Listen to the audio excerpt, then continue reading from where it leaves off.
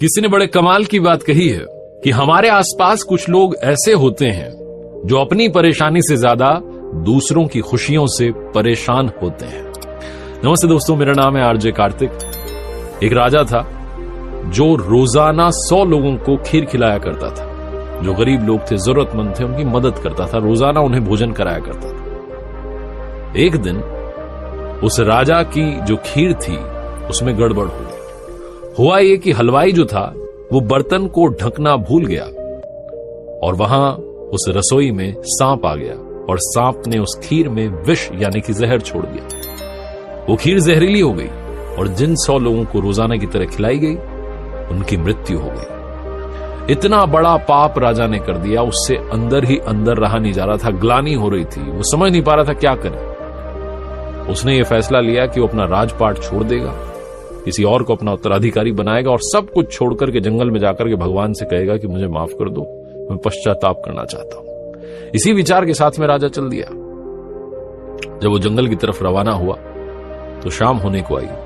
एक गांव रास्ते में आया, उसे लगा कि आज यहीं विश्राम कर लेते हैं, तो उसने पता लगाया कि कोई ऐसा घर है। वहां चौपाल पर कुछ लोग बैठे हुए थे, उनसे पूछा कोई ऐसा घर है जिसमें भक्ति करने वाले लोग रहते हैं। तो गांव वालों ने कहा कि हाँ जी, एक घर है जिसमें भाई बहन रहते हैं, वो दोनों भक्ति करते हैं, वहां रुक जाओ। राजा वहां गया, जाकर के कहा कि मुझे मदद चाहिए, मुझे रुकना है आज शाम, कल सुबह मैं निकल जाऊंगा। उन भाई बहनों ने कहा अरे आइए आइए, स्वागत किया।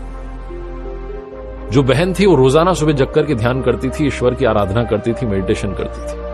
उसके बाद में, ध्यान के बाद में वो नाश्ता बनाती थी, दिन का रूटीन फॉलो करती थी। तो अगली सुबह वो जगी, ध्यान में बैठी, लेकिन उसके बाद उठी नहीं। बहुत समय हो गया। जब वो ध्यान से उठी तब तक बहुत देर हो गई थी। भाई जो था वो चिढ़ने लगा, गुस्सा करने लगा कि दीदी तुमने क्या कर दिया, हमारे घर में मुसाफिर रुका है, उसे भोजन कराना है, उसे भेजना है, तुम इतनी देर से जगी। तो बहन अपने भाई को बताने लगी कि क्या बताऊं, आज ध्यान में ऊपर वाले की सभा लगी थी और ईश्वर जो थे वो फैसला नहीं कर पा रहे थे कि क्या करना है। एक मसला ऐसा आ गया था। तो भाई ने पूछा क्या हो गया। तो बहन ने बताया कि एक राजा है जिसने 100 लोगों को जहरीली खीर खिला दी और वो सब उससे गलती से हुआ, भूल से हुआ। अब ईश्वर फैसला नहीं कर पा रहे हैं कि ये जो पाप है इसका ये किसको लगेगा, राजा को लगेगा, उस सांप को लगेगा जिसने जहर छोड़ दिया बर्तन में, या उस हलवाई को लगेगा जिसने वो बर्तन ढका नहीं। ये फैसला चल रहा था, बहुत लंबी बहस चल रही थी। उनकी सभा लगी हुई थी प्रभु की। तो राजा ने जैसे ही सुना उसको समझ में आया कि मेरा वाला मैटर चल रहा है। तो उसने पूछा उस बहन से कि अरे क्या हुआ फिर। उस लड़की ने कहा कि अभी फैसला हुआ नहीं है, कल का इंतजार करना पड़ेगा। राजा जो था उसे लगा कि अरे तो मुझे फिर से रुकना पड़ेगा आज, इस फैसले को तो जानना है कि किसको पाप लगेगा। राजा ने कहा क्या मैं एक दिन और रुक सकता हूं, मुझे कल निकलना है। राजा उसी घर में रुक गया।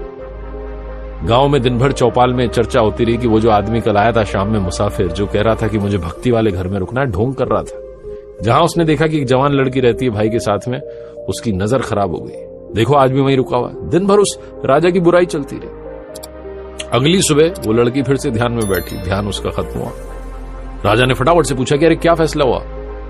लड़की ने कहा कि वो ईश्वर की सभा में फैसला हुआ कि वो जो पाप है वो तो मेरे गांव में जो चौपाल पर लोग बैठते हैं वो बांट के ले गए। छोटी सी कहानी है, लेकिन सिखाती ये है कि जो निंदा करते हैं, जो बुराई करते हैं, दिन भर गॉसिपिंग में लगे रहते हैं, इसकी बुराई उसकी बुराई, वो दूसरों का पाप भी अपने माथे लेकर के घूम रहे होते हैं। इसीलिए हमेशा हमें किसी की भी हो बुराई से बचना चाहिए। एक बार फिर से वही बात जो अक्सर आपसे कहता हूं, ऊपर वाले के आशीर्वाद, अपनी मेहनत और अपनों के प्यार के साथ कर दिखाओ कुछ ऐसा कि दुनिया करना चाहे आपके जैसा। किसी ने बड़े कमाल की बात कही है कि मां बाप से और ज्यादा प्यार करो, क्योंकि हम तो बड़े हो रहे हैं लेकिन वो बूढ़े हो रहे हैं। नमस्ते दोस्तों, मेरा नाम है आरजे कार्तिक। एक महिला की कहानी सुनाता हूं जिसकी नई नई शादी हुई थी, अरेंज्ड मैरिज थी, वो अपने पति से ज्यादा मिली नहीं थी। जो सुहाग रात थी उस रात में पति उसके लिए बढ़िया भोजन बना करके एक अच्छी थाली लेकर के सजा करके आया बेडरूम में। और इस महिला ने कहा कि पहले मम्मी जी को, सासू मां को तो भोजन करा दो। तो उस आदमी ने कहा कि अरे छोड़ो ना, मेरी माँ ऐसी है, बेकार है, बूढ़ी है, छोड़ो तुम खाना खाओ, तुम्हारे लिए लाया हूं। आज ऐसी फालतू की बातें मत करो, ऐसी बीमार रहती है, छोड़ो तुम खाना खाओ। इस महिला ने फिर कहा कि नहीं, आप मां को खिला दीजिए खाना, मैं खा लूंगी बाद में। वो आदमी जिद पड़ गया, नहीं तुम खाओ पहले, वो तो ऐसी है। इस महिला को बहुत बुरा लगा। अचानक से इसने अपना बैग उठाया और चल दी, पहुंच गई अपने घर और थोड़े दिनों में तलाक के पेपर भेज दिया, तलाक ले लिया इस आदमी से। थोड़े दिनों बाद उस महिला ने दूसरी शादी कर ली, इस आदमी ने भी दूसरी शादी कर ली, दोनों की अपनी अपनी फैमिली बस गई। उम्र बीतती जा रही थी। जब वो महिला तकरीबन 65 के आसपास होगी, उसके 2 बच्चे थे। उसने बच्चों से कहा कि बच्चों मैं तीर्थ यात्रा के लिए जाना चाहती हूं, आप मेरे लिए टिकट विकेट करवा दो। तो बच्चों ने कहा मां ऐसा नहीं, हम आपके साथ चलेंगे, हम भी घूमेंगे। तो वो बच्चे अपनी मां को लेकर के, पूरा परिवार जो था, तीर्थ यात्रा पर निकल पड़ा। तो एक जगह रुके वो दिन में भोजन करने के लिए। भोजन कर रहे थे तभी इनकी नजर पड़ी, एक फटे हाल कपड़े में आदमी बैठा हुआ था, पागल सा दिख रहा था, हाल उसके बेहाल थे, ऐसा लग रहा था कई दिनों से नहाया नहीं है। तो ये जो महिला थी, इसने अपने बच्चों से कहा कि जाओ जाकर के उसे नहला दो और अच्छा भोजन करवा दो, बहुत परेशान लग रहा है। बच्चों ने कहा ठीक है।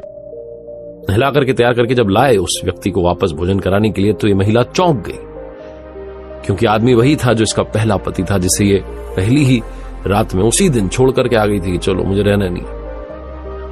तो दौड़ करके पहुंची और पूछने लगी कि तुम्हारा हाल कैसे हो गया। उस आदमी ने कहा कि मेरे बच्चों ने मेरा हाल कर दिया, मुझे 1 रुपया नहीं दिया, मुझे घर से बाहर कर दिया, भगा दिया है, सड़क सड़क भटक रहा हूं, मेरे पास कुछ नहीं है, कुछ मिलता है तो खा लेता हूं, बहुत बुरी हालत है। इस महिला ने बोला कि तुमने आज तक नहीं पूछा, लेकिन आज तुम्हें बताती हूं कि मैंने तलाक क्यों लिया था, उसी रात में वापस क्यों आ गई थी, क्योंकि उस रात में तुम मुझे पहले भोजन कराना चाहते थे, अपनी मां को जो इतने सालों से तुम्हारे साथ रह रही है, उसको तुम इज्जत नहीं दे रहे थे। जब तुमने अपनी मां की इज्जत नहीं की, तुम्हारे बच्चे तुम्हारी क्या इज्जत करेंगे। ये मेरे बच्चे हैं, मैंने इनसे कहा था कि मुझे तीर्थ यात्रा पर जाना, अकेले जाना, कह रहे नहीं, जिद कर ली कि साथ चलेंगे, आपको परेशानी नहीं आने देंगे। जो अपने मां बाप की इज्जत करता है, बच्चे भी उसकी इज्जत करते हैं, दुनिया भी उसकी इज्जत करती है। यही तो मैं तुम्हें समझाना चाहती थी, लेकिन बहुत देर हो गई। छोटी सी कहानी, सार वही है कि हम बड़े हो रहे हैं, लेकिन हम ये भूल जाते हैं कि हमारे मां बाप बूढ़े हो रहे हैं। उनकी फिक्र कीजिए, उनकी कद्र कीजिए, उनका आशीर्वाद दुनिया में आपको बहुत ऊंचाई पर लेकर के जाएगा। किसी ने बड़े कमाल की बात कही है कि एक बार सूर्यास्त के समय सूरज ने दुनिया से पूछा कि मेरी अनुपस्थिति में कौन काम करेगा। सब खामोश रहे। एक दिए ने धीरे से कहा, मैं कोशिश करूंगा। नमस्ते दोस्तों, मेरा नाम है आरजे कार्तिक। बहुत पुराने जमाने की बात है, छोटी सी कहानी सुनाता हूं एक लड़के की, जिसके माता पिता इस दुनिया में नहीं थे। वो इंडिपेंडेंटली अपनी लाइफ चला रहा था, पढ़ाई भी करता था, सेठ के यहां नौकरी भी करता था, एक छोटे से गांव में कमरे में रहता था। ये उस जमाने की बात है जब बिजली वगैरह नहीं थी। उस लड़के के पास में 4 मोमबत्तियां थी, उन्हें जला करके जितना उजाला होता, जितना प्रकाश होता, उसमें पढ़ाई करता था। एक शाम में वो मोमबत्तियां जला करके संध्या पूजन करके बाहर गया गांव में सामान लेने के लिए, और इस बीच में इन 4 मोमबत्तियों ने आपस में बात की। जो पहली मोमबत्ती थी उसने कहा कि मैं विश्वास का प्रतीक हूं, लेकिन इस दुनिया में विश्वास बचा कहां है। लोग भरोसा ही नहीं करते, और लोग जो है आजकल भरोसा करने लायक बचे ही नहीं है। वो लोगों की बुराई करती गई, और उसके बाद उसने कहा कि मेरी इस दुनिया में जरूरत नहीं है, और ऐसा बोलकर के विश्वास वाली मोमबत्ती बुझ गई। जो दूसरी मोमबत्ती थी उसने कहा कि मैं शांति का प्रतीक हूं, लेकिन शांति कहां है। चोरी हो रही है, कहीं डकैती हो रही है, कहीं लूट हो रही है, कहीं आगजनी हो रही है, कुछ ना कुछ उल्टा सीधा चलता ही रहता है। इस दुनिया में शांति नहीं बची है।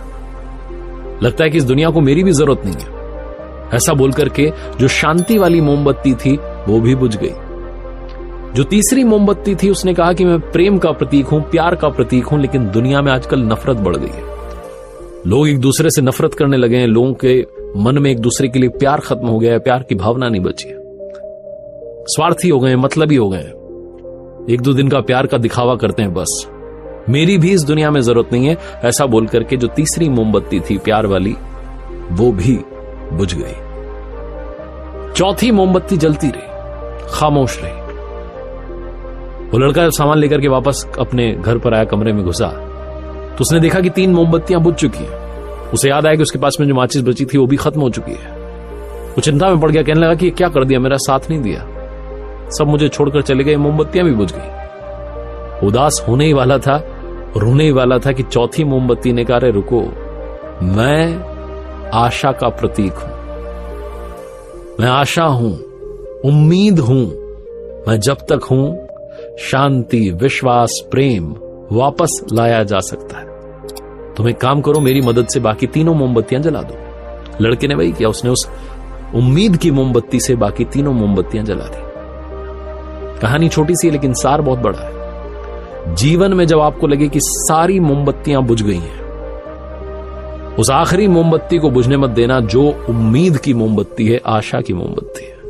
होप बनाए रखना, क्योंकि उम्मीद की मोमबत्ती जलती रहेगी तो दुनिया में आप चाहे जिस अंधकार में पड़ जाएं, आपको एक किरण दिखती रहेगी जो आपको वहां से बाहर निकाल करके लाएगी। उस उम्मीद की मोमबत्ती से आप अपनी लाइफ में खोया हुआ फेम वापस पा सकते हैं, खोया हुआ प्यार पा सकते हैं, खोया हुआ पैसा पा सकते हैं, खोई हुई ताकत पा सकते हैं। लेकिन शर्त यह है कि वो उम्मीद की मोमबत्ती जलती रहनी चाहिए। एक बार फिर से वही बात जो अक्सर आपसे कहता हूं, कर दिखाओ कुछ ऐसा कि दुनिया करना चाहे आपके जैसा। किसी ने बड़े कमाल की बात कही है कि पैसा इंसान को जरूर ऊपर ले जाता है, लेकिन इंसान पैसे को कभी ऊपर नहीं ले जा पाता। नमस्ते दोस्तों, मेरा नाम है आरजे कार्तिक। आप देखना शुरू कर चुके हैं एक नई कहानी, और आज की कहानी एक ऐसे राजा की जिनके बेटा नहीं था, बेटी थी। चिंतित रहते थे कि आने वाले समय में राज्य को कौन संभालेगा, राजा कौन बनेगा। फिर उन्होंने सोचा कि बेटी की शादी कर देता हूं, जिससे शादी करूंगा उसी को राजपाट सौंप करके मैं संन्यास ले लूंगा, क्योंकि बहुत समय से वो एक काम कर रहे थे, राज्य संभाल रहे थे। उन्होंने मंत्री को बुलाया और घोषणा कर दी कि कल सुबह हमारे राज्य में जो भी व्यक्ति सबसे पहले प्रवेश करे, जो भी सबसे पहले आए, उसी को हम राजा घोषित कर देंगे। मंत्री ने कहा कि एक बार सोच लीजिए आप, मतलब बहुत बड़ी बात कह दी आपने। राजा ने कहा नहीं, अब तो फैसला हो गया, डिसीजन ले लिया गया, जो डिसाइड हो गया वो हो गया।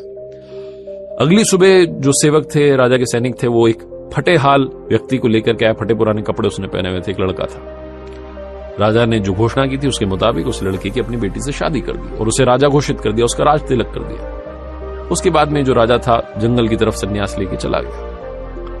ये जो लड़का था धीरे धीरे किस तरीके से राज्य संभालना है, कैसे काम करना है, युद्ध में कैसे जाना है, क्या तैयारी होनी चाहिए, स्ट्रैटेजी, ये सब करने लगा और बहुत अच्छा राजा साबित हुआ। लोग कहने लगे कि राजा साहब की वाहवाही है, पुराने वाले राजा साहब की, जिन्होंने सोचा और इतने अच्छे लड़के को राजा बना दिया। सब होने लगा। जिस राजमहल में वो राजा रहता था उसमें अलग अलग बड़े बड़े कमरे थे, बड़े बड़े शस्त्रागार थे, बड़े बड़े खजानों के लिए कमरे बनाए गए थे। उन सब की चाबियां अलग अलग लोगों के पास रहती थी। जो शस्त्रागार था उसकी चाबी सेनापति के पास रहती थी, जहां खजाना था वो वित्त मंत्री के पास में रहता था, जहां पे कागजात जिन बड़े कमरों में रखे हुए थे उनकी चाबी दूसरे मंत्री के पास रहती थी। लेकिन उस राजमहल में एक छोटी सी कोठरी थी, उसकी चाबी वो राजा हमेशा अपनी कमर से बांध करके घूमता था।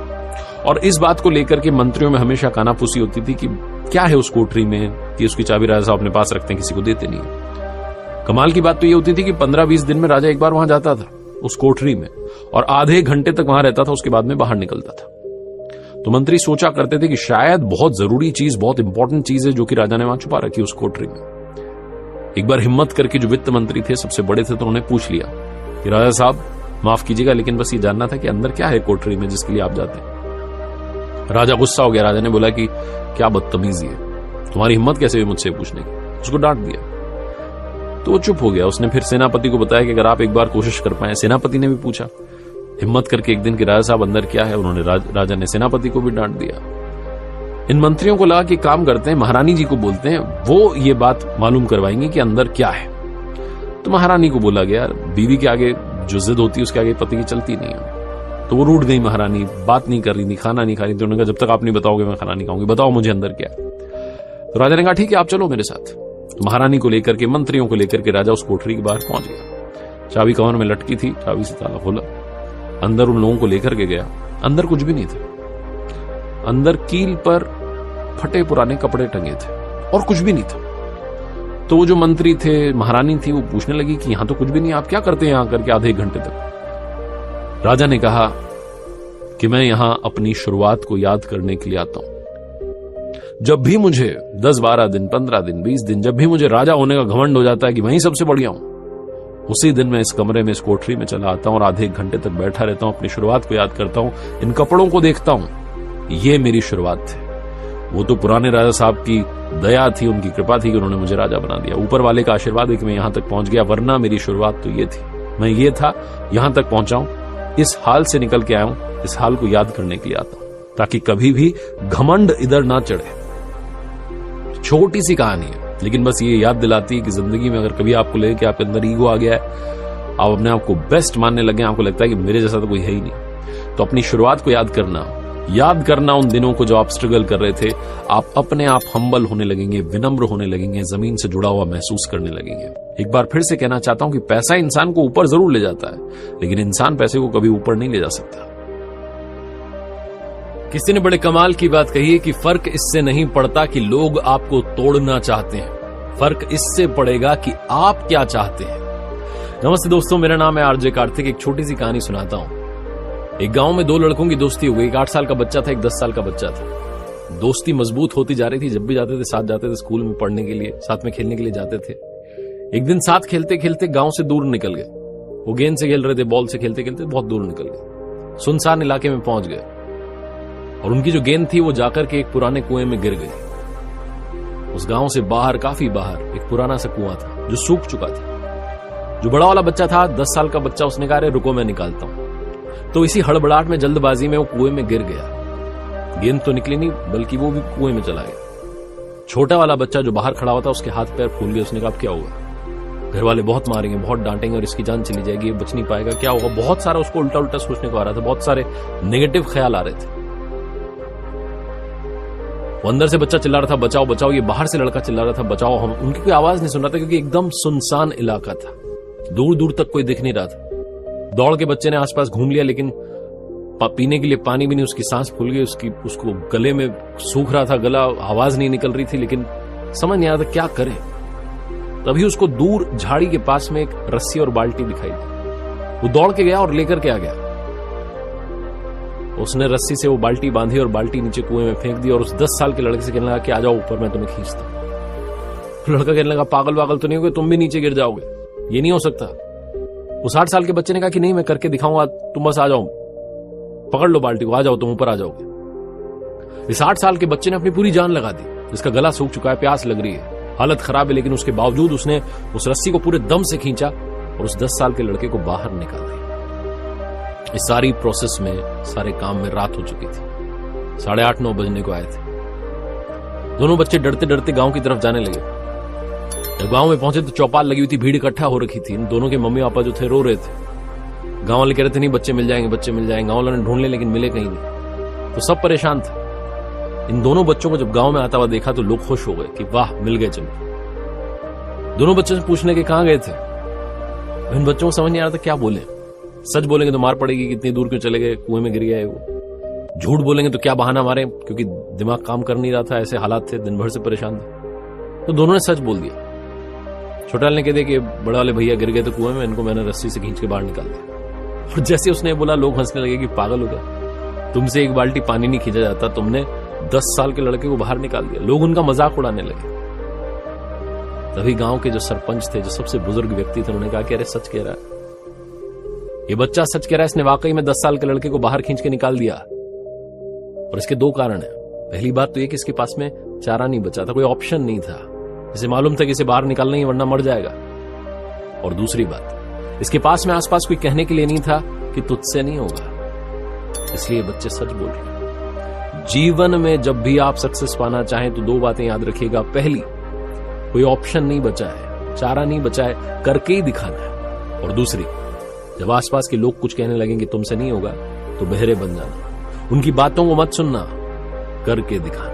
यही मैं आज की कहानी से आपसे कहना चाहता हूं। एक बार फिर से वही बात जो अक्सर कहता हूं, कर दिखाओ कुछ ऐसा कि दुनिया करना चाहे आपके जैसा।